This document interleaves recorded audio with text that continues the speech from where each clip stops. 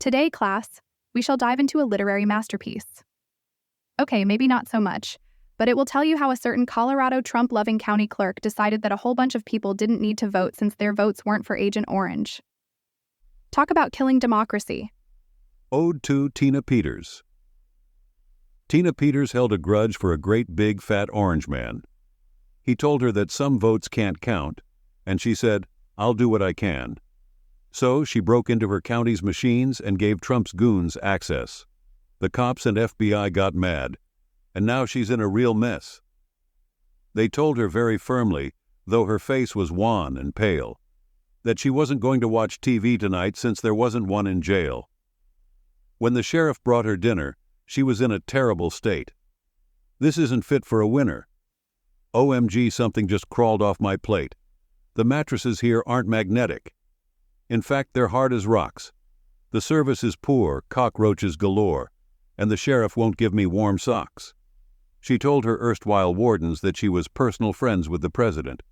The sheriff said that movement's dead, so here you will stay resident. The next step in her tearful quest was to go to court. She decided to lip off to the judge, assuming her sentence would be short.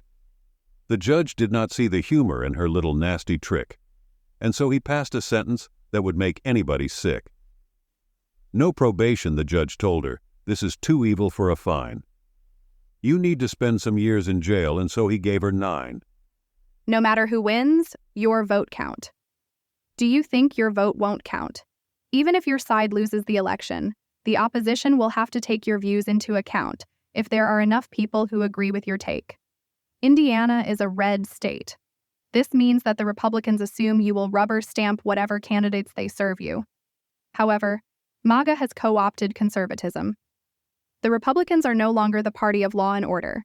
Their claim to be the arbiters of family values is not credible when their party is headed by a man who has been divorced 3 times. It is easy to talk the talk, but nothing coming out of your mouth is worth a bucket of spit if you can't walk the walk. The woman in the above literary masterpiece is a Trump supporter who was so caught up in the MAGA movement that she committed profoundly serious felonies to change the votes in her county for Trump. This 69-year-old woman could die in jail. If I had been the judge, she would have served the same amount of time. If we don't treat interference with our elections as a violation of our sacred rights, none of us will be guaranteed a right to vote. If MAGA didn't demand absolute obedience from its adherents, Tina Peters and I would not share the same political views, but she would be a free woman. The MAGA cult has nothing to do with conservatism. It's fascism. Vote like your American dreams depend on it. They do.